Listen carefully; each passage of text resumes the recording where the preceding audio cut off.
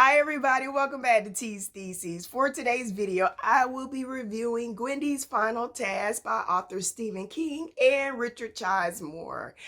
Before I begin today's review, I just realized I have had a YouTube channel for over a year now. Stephen King is one of my favorite authors and I have not reviewed one of his books yet. How crazy is that? I mean, seriously, I'm not really sure if you can see my bookshelf. I only have one book of Stephen King's, and that is The Shining. I mean, seriously, that's sad. I have one book of Stephen King's on my bookshelf, and I haven't done one video of his. I realized that I had this book in my to be read file on Goodreads, and I don't know why I hadn't chosen it. I don't know why I hadn't purchased it, but of course, I went ahead and purchased it and read it for today's video. One of the things about this book when I first started reading it, one thing, I don't know if anybody has read a lot of Stephen King's books, you know that he's big on description. And so one of the first things that I noticed is, of course, there was a lot of description. At the beginning of this book, Gwendy is taking a flight to space. She's in a space shuttle. He's given a description of her inside this space shuttle. He's given us a description of, what it feels like to be inside, the weightlessness, the steps that she has to take when getting ready for this takeoff. And I'm thinking, King, I don't need all this detail. I don't need all this background information. I don't need all this detail. Get to the story. But something crazy happened. I don't know if you call it deja vu. I don't know if Google was listening, but I happened to be watching television and a video of a space shuttle about to take off was airing. And it felt like I was inside of the space shuttle. I felt like I was a passenger inside this space shuttle about to take off. And I had gone through all the steps to get ready. And so, I realized that maybe I am wrong. I can be wrong. I am wrong. Sometimes the description is necessary. Sometimes the description to get the reader there, to make the reader feel like they're there, that maybe I could be wrong when it comes to some of these authors being overly overt when it comes to description. I can admit when I'm wrong. For those of you who may not know, Gwendy's Final Task is actually the third book in a series, and I did not realize that until I started reading the book. And also, there's another thing, as a reader, I don't like when authors go back and tell you what happened in the last books.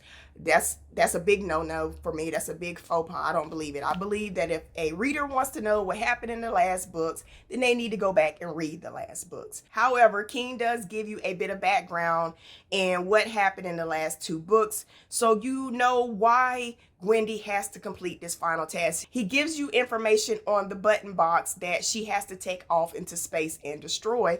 And I was kind of happy for that, even though I think I might go back and read the other two books to find out a little bit more about the other two times when Gwendy was in possession of the button box, because the button box is this box that has the ability to create destruction within the world. It can cause cancer. It can cause things like 9/11. It can cause things like COVID.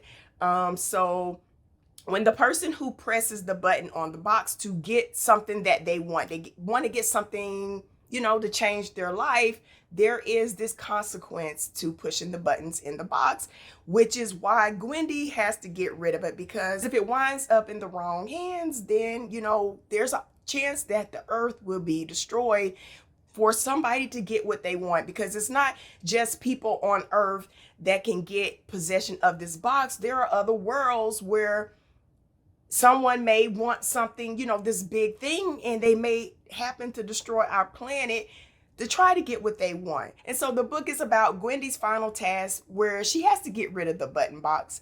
And it has been determined that the only place that this box can end up is outer space. It is the only place that anyone of any world will not be able to get their hands on this box.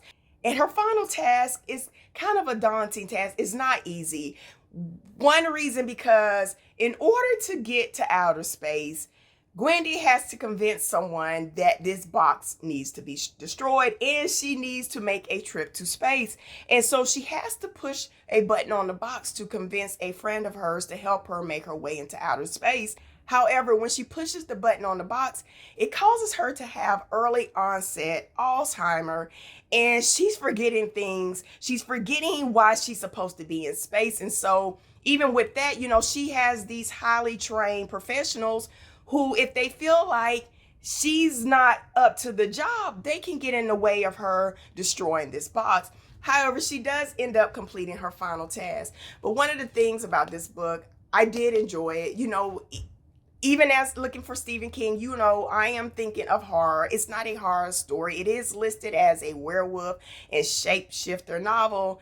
However, the only shape-shifting that occurred in this book was in flashbacks. And it was probably listed as that because of the earlier books. But even with that, even with there not being a lot of shape-shifting, even with there not being any horror in the story, I still really enjoyed it. It was one of my favorite reads when it comes to Stephen King, and I highly recommend it. So if you're looking for a quick read and you're looking for something that you haven't read by Stephen King, I suggest you pick up a copy. So that concludes today's video. Thank you guys again for sticking around. And until next time, take care, stay safe, and try to do something nice for a stranger so we can all do our part to make this world a better place.